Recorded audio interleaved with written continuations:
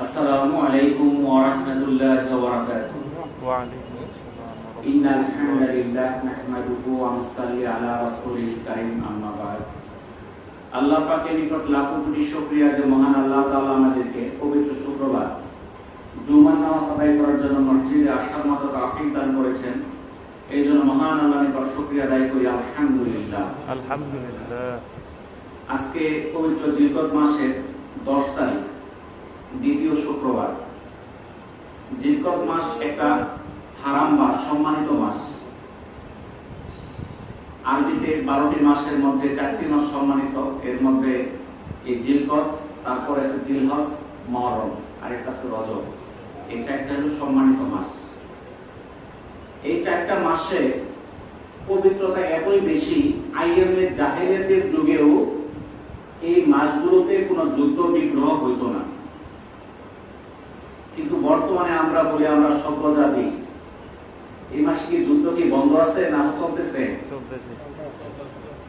এই মাসে যুদ্ধ শুরু হয়ে গেল, ইন্ডিয়া পাকিস্তান যুদ্ধ, আর ফিলিস্তিনের যুদ্ধ তো চলতেই আছে। এছাড়াও চলতেছে ইউক্রেন, রাশিয়া। সারা বিশ্বের মধ্যে একটা অস্থিতিশীল অবস্থা।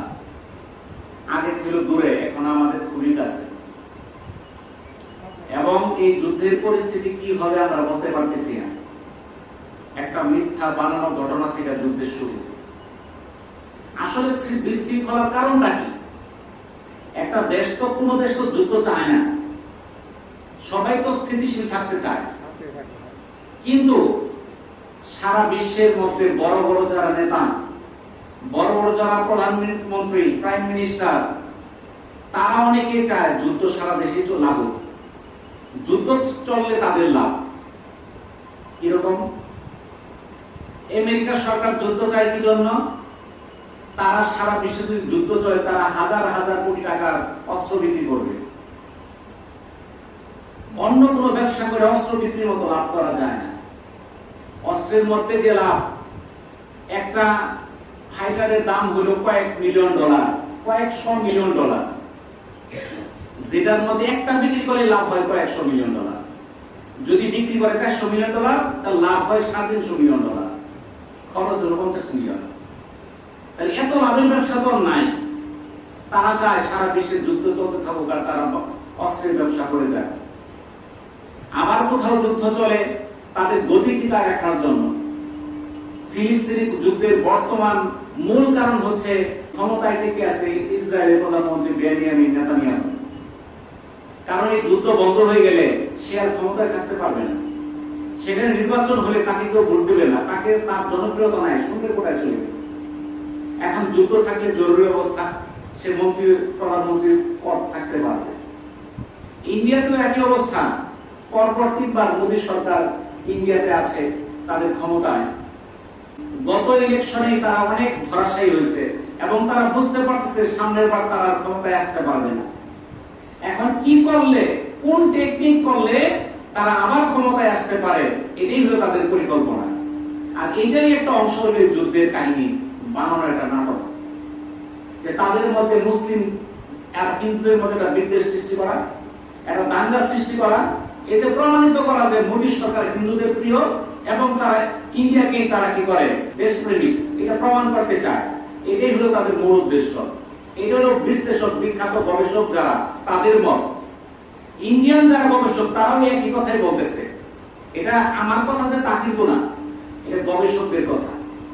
সারা বিশ্বে আজকে ইহুদি, খ্রিস্টান যারা আছে, তারা কিন্তু মুসলমানদের পিছনে সবাই এক, কিন্তু মুসলমানরা তাদের বিরুদ্ধে এক না। যখন ইসরায়েল ফিলিস্তিনে হামলা চালায়, তখন ইন্ডিয়ারা তাকে সাপোর্ট করে। এখন ইন্ডিয়ারা হামলা চালাইছে পাকিস্তানে, এখন তারা সাপোর্ট করতেছে ইসরায়েল।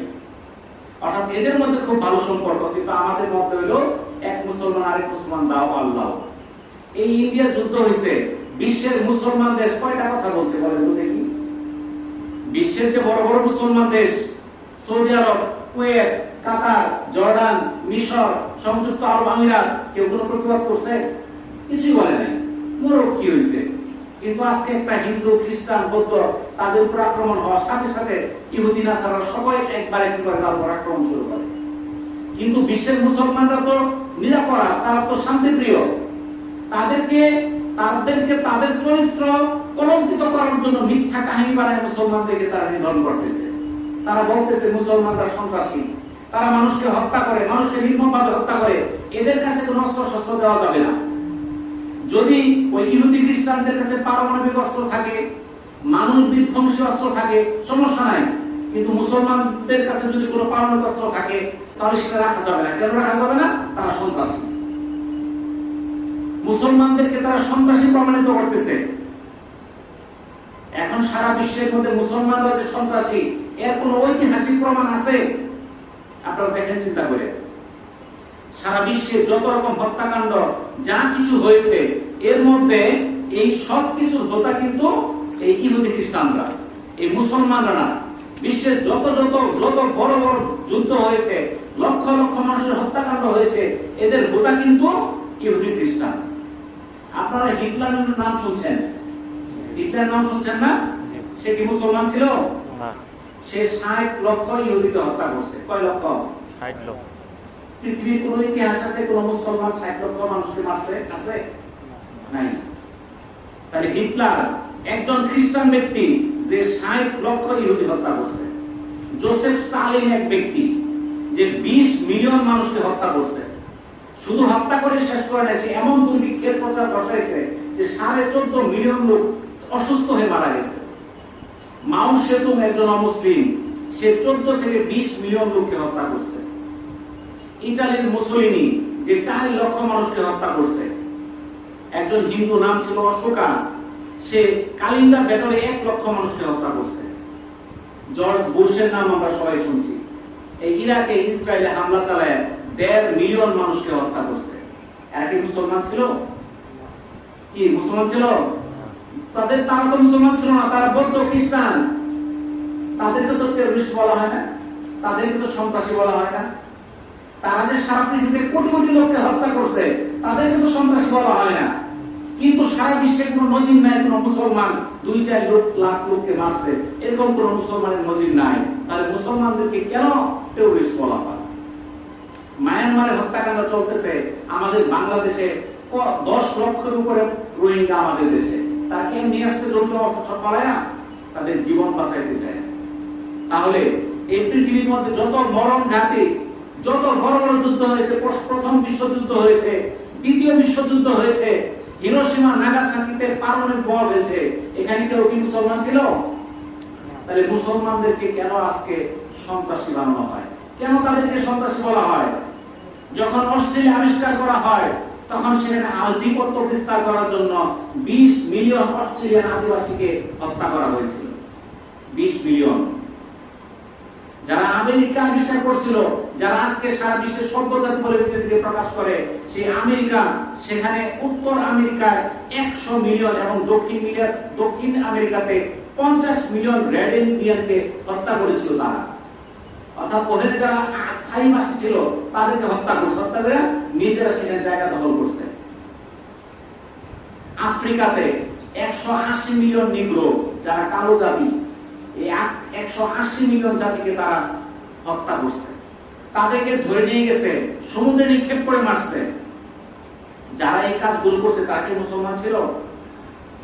এরপরে মুসলমানদেরকে সন্ত্রাসী বানানোর জন্য সারা বিশ্বের মানুষ উঠে পড়ে লাগছে।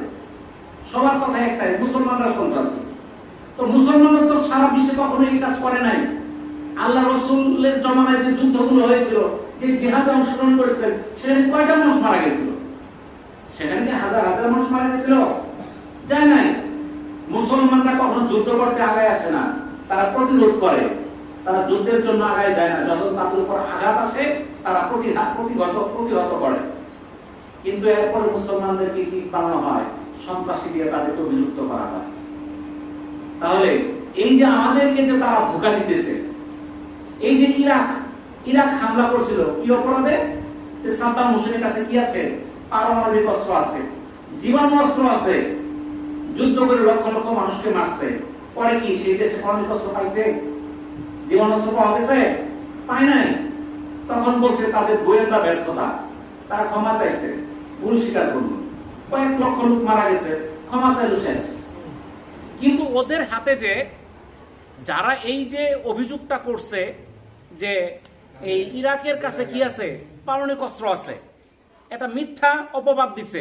কিন্তু ওদের হাতে যে পারমাণবিক অস্ত্র আছে এটা তো ওরাই স্বীকার করে, ওরাই বলে আমাদের হাতে পারমাণবিক অস্ত্র আছে। ওদের বিরুদ্ধে তো কোনো হামলা করা হয় না। আমেরিকার হাতে তো পারমাণবিক অস্ত্র আছে, এটা তো সবাই জানে, ওরাও স্বীকার করে এবং বলছে আমাদের কাছে এতগুলো পারমাণবিক অস্ত্র আছে, রাশিয়ার কাছে আছে, চায়নার কাছে আছে, ফ্রান্সের কাছে আছে। ওদেরকে তো আক্রমণ করা হয় না কেন? তারা মুসলিম, তাদের কাছে ওটা থাকলে বিশ্ব নিরাপদ। মুসলমানদের কাছে থাকলে ওটা নিরাপদ হয়ে যায়। বুঝা গেল? এই ভারতীয় উপমহাদেশ শত শত বছর মুসলমানরা শাসন করেছে, কোনো হিন্দুকে মানে নাই। কিন্তু এখন মুসলমানরা যখন সেই শাসন ছাড়তে বাধ্য হইল, এখন হিন্দুদের শাসন, এখন সেখানে মসজিদ ভাঙতেছে, নিরপরাধ মুসলমানকে গরু খাওয়ার অপরাধে হত্যা করতেছে, তাদেরকে উচ্ছেদ করতেছে, ঘর বাড়ি ভাঙতেছে।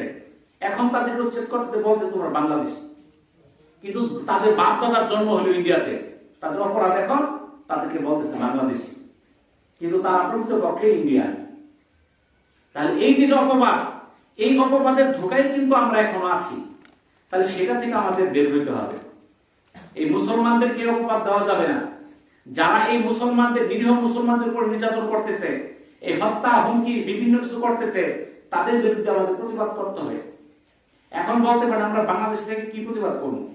আমাদের তো প্রতিবাদ করার কিছুই নেই, আমরা যুদ্ধ করতে পারবো না। তো আল্লাহ রসুল বলছেন, যদি তোমার সামনে কোনো অন্যায় কাজ হয়ে থাকে, তুমি যদি প্রথম স্তরের ইমানদার হয়ে থাকো, তুমি হাত দিয়ে বাধা দাও। আর যদি সেই ক্ষমতা তোমার না থাকে, তুমি মুখ দিয়ে প্রতিবাদ করো। আর সেই ক্ষমতা না থাকলে অন্তরে ঘৃণা করো। এটাই হলো ইমানের সর্বনিম্ন স্তর। তাহলে আমরা ইমানদারের সর্বনিম্ন স্তরেও যদি হয়ে থাকি, আমাদের সেই কাজগুলোকে ঘৃণা করতে হবে। আমাদের যদি প্রতিবাদ করার ক্ষমতা থাকে, আমরা প্রতিবাদ আমাদের করতে হবে।